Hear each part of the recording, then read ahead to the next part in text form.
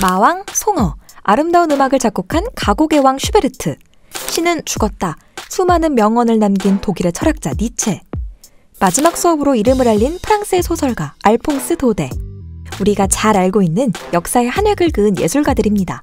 하지만 그들의 화려한 위상의 뒤편으로는 다른 사람에게 말하기 부끄러운 사건이 있었는데요. 바로 이 위인들의 사망 원인이 매독이란 겁니다. 매독은 문란한 성관계로 발생하는 대표적인 질병인데요. 역사적으로 존경받는 위인이 성병으로 사망했다니? 한편으로는 실망스러울 수도 있겠지만 당시 유럽을 생각하면 그렇게 이상한 일도 아닙니다. 당시 유럽에서 매독은 만연했던 질병이었기 때문이죠. 심지어 그 당시보다 의학이 매우 발전한 현재도 매독은 여전히 우리를 괴롭히고 있는데요. 옆나라 일본은 2021년 기준으로 매독 감염자 수가 사상 최다인 7,000명을 돌파했다고 하죠. 위인부터 현재까지 많은 사람의 목숨을 앗아간 매독. 도대체 언제, 어디서부터 시작됐을까요? 매독의 기원으로 올라가 봅시다. 두 가지 설이 있는데요. 바로 콜럼버스 설과 고대 존재설이죠. 첫 번째, 콜럼버스 설은 바로 매독이 아메리카 대륙에서 퍼지기 시작했던 건데요. 아메리카 대륙을 발견한 탐험가로 잘 알려진 콜럼버스는 1942년 이사벨 1세의 후원으로 고대하던 항해를 떠납니다. 그렇게 떠난 콜럼버스의 여정은 모두가 잘 아는 대로 인도인 줄 알았지만 아메리카였던 대륙을 찍고 스페인으로 다시 돌아오게 되는데요. 콜럼버스의 매독 전파설은 바로 여기서 시작됩니다. 콜럼버스 팀이 귀국하고 얼마 안 돼서 바르셀로나부터 스페인 전역에 매독이 급속도로 퍼져나갔기 때문이죠. 그전까진 이런 병이 없었으니 콜럼버스 일행이 아메리카 대륙에서 매독균을 옮겨왔다는 콜럼버스설이 강력히 주장되고 있는 거죠. 두 번째는 바로 고대의 존재설입니다. 최근 연구 결과로 인해 더 강한 힘이 실리고 있는데요. 콜럼버스가 아메리카 대륙에 닿기 전부터 매독이란 병이 유럽에 존재했던 겁니다. 졸지에 매독 전파자가 된 콜럼버스의 억울함이 풀릴 수 있는 걸까요? 최근 오스트리아에서 매독 모자 감염의 흔적이 있는 14세기 유골이 발견되면서 이 주장이 더 유력해지고 있습니다. 조금 더 결정적인 증거가 발견되어야 확실해지겠지만 만약 고대 존재설이 사실이라면 콜럼버스 탐험대가 아메리카 대륙에서 매독균을 얻어온 게 아니라 오히려 그들이 아메리카 원주민들에게 매독을 전파한 게 되는 거겠죠. 어떤 방향이든 콜럼버스 팀과 매독은 뗄래야 뗄 수 없는 관계가 돼버린 느낌입니다. 자, 어쨌든 다시 15세기로 돌아와서 매독이 퍼지기 시작한 유럽은 난리가 났습니다. 스페인에 드글드글했던 매독균이 스페인을 넘어 유럽 전역으로 빠르게 퍼져나갔기 때문이죠. 1494년 이탈리아에 관심이 많았던 프랑스 국왕 샤를 8세는 6만 5천 명의 대군을 거느리고 이탈리아 남부 나폴리를 침공했는데요. 이게 유럽 전역을 매독으로 들끓게 만드는 주요 원인이 됩니다. 샤를 8세의 연합군은 영국, 스위스, 네덜란드 등 국적 상관없이 전쟁에 참여할 용병들로 구성이 됐는데 당연히 이런 연합군 안에는 스페인 출신들도 있었겠죠? 매독이 한창 유행하는 스페인에서 온 군인들과 유럽 곳곳에서 온 다른 군인들이 한데 모여서 먹고 자고 한 거죠. 매독은 성관계로 생기는 병이니 같이 먹고 자고 하는 건 문제 없지 않을까라고 생각하실 수도 있는데요. 이때는 군대를 따라다니면서 성을 파는 여성들이 많을 정도로 문란한 시대여서 많은 여성들이 군대를 따라다니며 수많은 용병들과 성관계를 맺었죠. 또 건강한 성에 대한 감각이 거의 없었기 때문에 매독은 미친 듯이 퍼지기 시작했습니다. 여기서 끝이 아닙니다. 샤를 8세의 군대는 승승장구하며 점점 영토를 넓혀갔는데요. 동시에 이탈리아 전역을 약탈하며 먹어치우기 시작합니다. 이 과정에서 군인들이 가지고 있던 매독이 일반 시민에까지 퍼지게 된 거죠. 슬픈 이야기는 계속됩니다. 전쟁은 이겨도 문제지만 져도 문제인데요. 시간이 지날수록 프랑스 군의 군사력은 점점 떨어졌고 나폴리 군에 밀리기 시작했습니다. 결국 항복을 선언하며 본국으로 돌아가게 되죠. 그럼 그 많던 군인들은 어디로 가게 될까요? 당연히 각자 자기 고향으로 돌아가게 됩니다. 바로 그렇게 매독은 유럽 전역으로 퍼져나가기 시작합니다. 아니, 매독 증상 보니까 엄청 아프고 어마어마하던데? 매독이 걸렸으면 아파서 움직이지도 못하지 않았을까? 스페인 사람들은 어떻게 군대에 참여했을까? 이 지점에서 매독의 무서움이 여실히 드러나는데요. 초기에는 눈에 띄는 증상이 없기 때문이었습니다. 딱히 아프지도 않고 특별한 증상도 없이 시간이 지나면 그냥 사라지거든요. 다 나았다는 착각을 하게 만드는 겁니다. 바로 여기서부터 매독의 공포가 시작됩니다. 매독은 다른 질병들과는 다르게 증상이 1기, 2기, 3기 이렇게 단계별로 나타나는데요. 1기 매독 증상은 상당히 가볍습니다. 뾰루지 같은 두드러기나 궤양이 균이 침투한 부위로 올라오는데 별다른 치료를 하지 않아도 한 달이면 사라지거든요. 다 나았다고 착각하기 쉽겠죠? 네. 그렇게 매독 2기로 업그레이드 되는 겁니다. 2기는 보다 더 고통스러워집니다.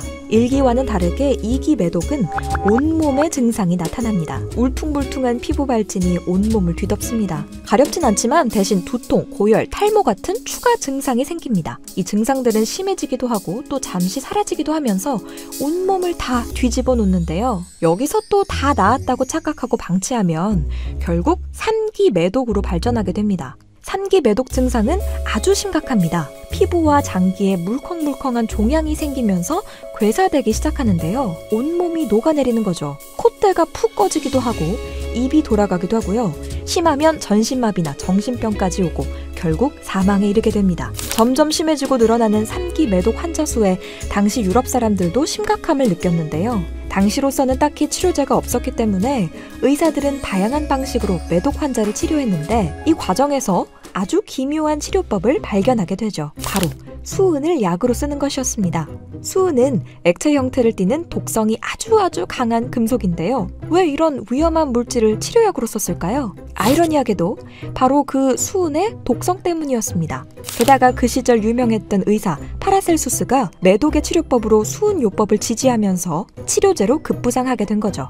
수은요법은 이렇습니다. 수은을 팔팔 끓여서 나오는 증기가 욕조를 가득 채우면 그 안에 환자를 넣어서 피부와 호흡기로 증기를 흡수시킵니다. 상상만 해도 따갑고 어지럽지만 아이러니하게도 수은이 독성이 가득한 물질이다 보니까 감염 부위에 깊게 스며들어 매독균을 죽이긴 죽였다고 합니다. 하지만 이 치료는 매독만큼이나 고통스러웠고 수은 중독이라는 엄청난 후유증을 남기게 되죠. 수은이 너무 독해서 이 치료를 받은 사람 입에서는 쇠냄새가 가득했고 장기간 치료를 한 사람들은 수은 중독으로 치아와 머리카락이 빠지고 잇몸이 문드러지기도 했다고 합니다. 매독이냐 수은 중독이냐 어느 선택지든 결국 고통과 죽음을 맞이할 수밖에 없었던 거죠. 이렇게 매독은 무려 19세기까지 마땅한 치료법이 없었습니다. 그렇게 15세기부터 약 400년간 유럽에서만 1000만 명가량의 사망자를 만들어낸 무시무시한 병으로 자리 잡게 되죠. 걸리기만 하면 고통 끝에 죽음 확정인 매독. 유럽인들을 벌벌 떨게 했던 이 병은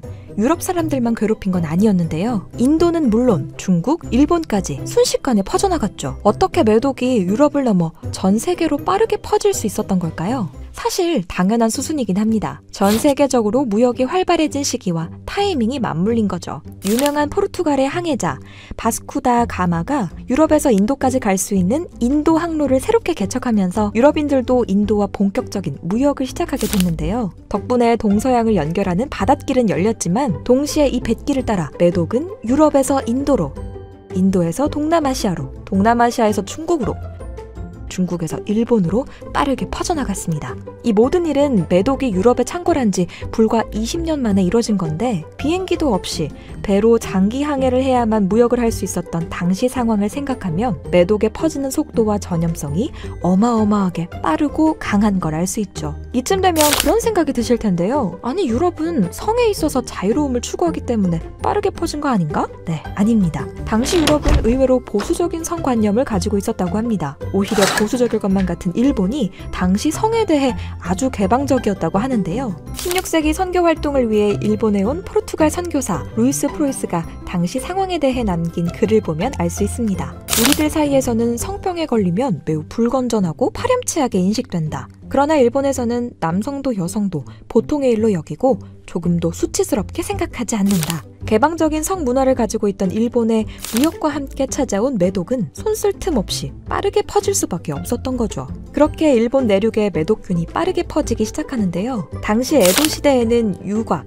이른바 성매매 업소가 꽃을 피우던 시기여서 매독이 퍼지는 속도가 미친 듯이 빠를 수밖에 없었던 거죠. 하지만 당시 개방적인 성문화를 가진 나라답게 일본에서는 매독을 대수롭지 않게 여겼는데요. 오죽하면 매독에 걸린 남자들이 나 좀 놀아본 남자야 라며 떵떵거리고 다닐 정도였다고 합니다. 하지만 뒤늦게 심각함을 인지한 걸까요? 이런 문화는 1858년 일본이 문호를 개방하면서 사라지게 됩니다. 일본에 들어오는 외국인들이 매독에 걸릴까봐 무섭다며 매독 예방 조치를 취해달라고 일본 정부에 엄청난 항의를 했다고 하죠. 그때서야 일본 정부 측에서는 심각함을 인지하기 시작했고 매독 전파를 줄이기 위한 각종 제도들이 생겼다고 합니다. 이렇게 전 세계를 들썩이며 많은 사람들을 고통받게 한 매독. 그럼 이 지옥을 끝내준 진짜 매독 치료제는 누가 언제 개발했을까요? 바로 우유 브랜드로 우리에게 친숙한 과학자 파스테르가 매독과의 전쟁을 종결시킨 주인공입니다. 파스테르는 탄저병과 광견병 백신을 발명한 생물학자인데요.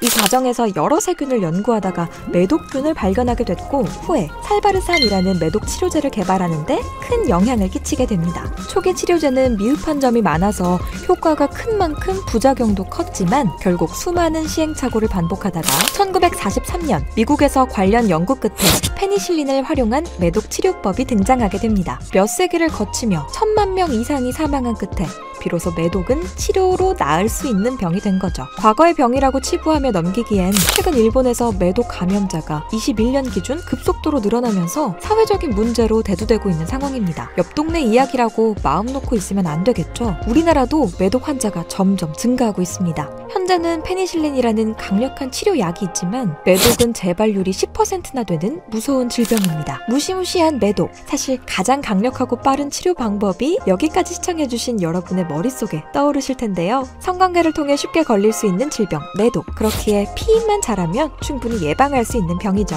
걸리기 전에 예방하는 것이 가장 확실한 치료법이겠죠? 언제나 건강하고 청결한 성생활을 만들어간다면 평생 매독과 마주할 일은 없을 겁니다.